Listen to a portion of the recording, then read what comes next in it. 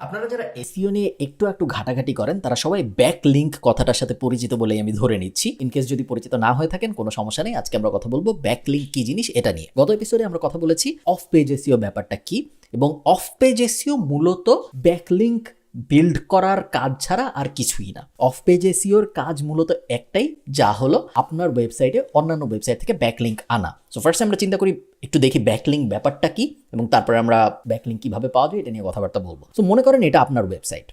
এখন আপনার ওয়েবসাইট বা এটা আপনার ওয়েবসাইটের একটা পেজ, আমরা অলরেডি জানি যে একটা ওয়েবসাইট কখনো র্যাঙ্ক হয় না, একটা পেজ র্যাঙ্ক হয়।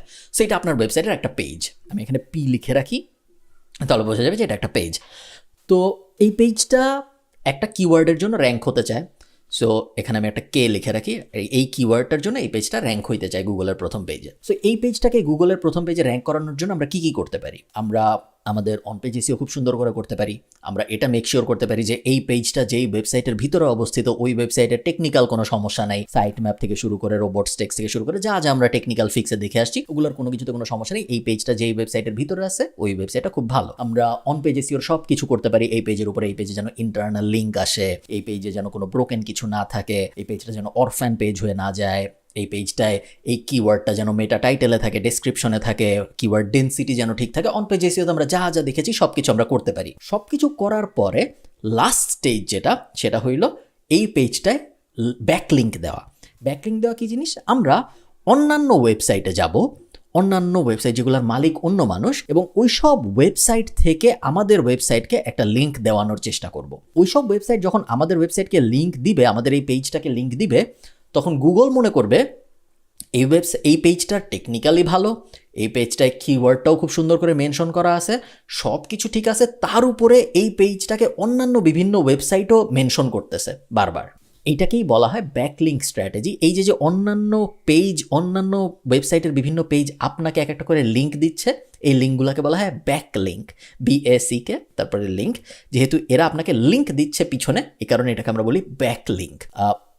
ফ্রন্ট লিঙ্ক বলে কিছু নাই, ব্যাকলিংক কি, এটাকে ব্যাকলিংক কেন বলা হয় এটার সাথে আমি ঠিক জানি না।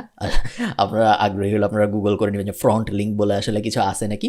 বাট আসলে ফ্রন্ট লিঙ্ক বলে কিছু নাই। বাট তারপরেও যদি আপনি ভাবতে চান ফ্রন্ট লিঙ্ক বলে কিছু আছে নাকি, আপনি আপনার ওয়েবসাইট থেকে যখন অন্য কোনো ওয়েবসাইটকে ব্যাকলিংক দিবেন, ওটাকে আসলে আমরা ফ্রন্ট লিঙ্ক বলতে পারি, কারণ আপনি আপনার ওয়েবসাইট থেকে দিচ্ছেন। কিন্তু আপনার ওয়েবসাইট থেকে আপনি যখন আরেকটা ওয়েবসাইটকে ব্যাকলিংক দিবেন, আপনার জন্য এটা ফ্রন্ট লিঙ্ক, কিন্তু এই মানুষের জন্য কিন্তু এটা আবার ব্যাকলিংক, কারণ এই ওয়েবসাইটটা থেকে পাইছে লিঙ্কটা। সো একই সাথে যা আপনার জন্য ফ্রন্ট লিঙ্ক, তার একজনের জন্য ব্যাকলিংক হইতে পারে। ফ্রন্ট লিঙ্ক ব্যাপারটা নিয়ে আমরা ঘাটাঘাটি করবো না, কারণ এটা আমাদের জানা জরুরি না। আমাদের পুরো অফ পেজ এসইওর মূল মন্ত্রই হইল কিভাবে আমরা আরো ব্যাকলিংক পেতে পারি। তো আমরা একটা এক্সাম্পল দেখি ব্যাকলিংকের, তাহলে আমরা আরো বুঝতে পারবো যে ব্যাকলিংক বিষয়টা কি জিনিস।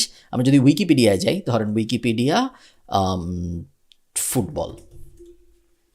ফুটবলের উইকিপিডিয়া পেজে যদি আমরা যাই, এটা একটা পেজ আমরা দেখতে পাচ্ছি, এবং এই পেজে দেখুন বিভিন্ন নীল লিঙ্ক।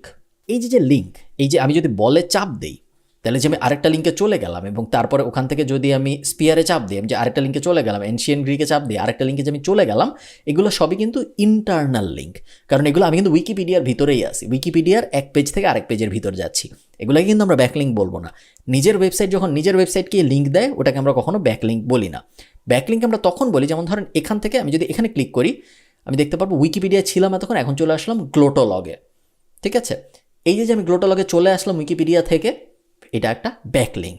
এই গ্লোটোলগ ওয়েবসাইটটা উইকিপিডিয়ার থেকে একটা ব্যাকলিঙ্ক পেয়েছে। আমরা যদি আমাদের স্যাম্পলে যাই, আমাদের এই যে ছবিটা ছিল, এইখানে থাকবে গ্লোটোলগ ওয়েবসাইটটা, এবং এটা হইলো উইকিপিডিয়া গ্লোটোলগকে একটা ব্যাকলিঙ্ক দিল। সো আমাদের অফ পেজ এসইওর মূল কাজই হলো কিভাবে আমরা বিভিন্ন জায়গা থেকে আমাদের যেই পেজগুলো আমরা র্যাঙ্ক করতে চাই, ওই পেজগুলোয় ব্যাকলিঙ্ক আনতে পারি। এটার জন্য আমরা বিভিন্ন স্ট্র্যাটেজি শিখবো সামনে, কীভাবে ব্যাকলিঙ্ক পাওয়া যায়, কীভাবে ব্যাকলিঙ্ক পাওয়া ভালো, কোন ধরনের ব্যাকলিঙ্ক পাওয়া ভালো, কোন ধরনের ব্যাকলিঙ্ক খারাপ, হোয়াইট হ্যাট স্ট্র্যাটেজি কি, ব্ল্যাক হ্যাট স্ট্র্যাটেজি, এগুলো সব কিছু নিয়ে আমরা আস্তে আস্তে কথা বলবো। বাট বেসিক্যালি আমি ধরে নিচ্ছি আপনারা বুঝতে পারছেন ব্যাকলিঙ্ক ব্যাপারটা কি। দুনিয়ার অন্য সব ওয়েবসাইট, আমার ওয়েবসাইট বাদে দুনিয়া আর যত ওয়েবসাইট আছে, ওই সব ওয়েবসাইট যখন আমাকে লিঙ্ক দেয়, আমার সাথে লিঙ্ক করে, আমার ওয়েবসাইটের বিভিন্ন পেজকে লিঙ্ক দেয়, ওইটাকেই আমরা বলি ব্যাকলিঙ্ক।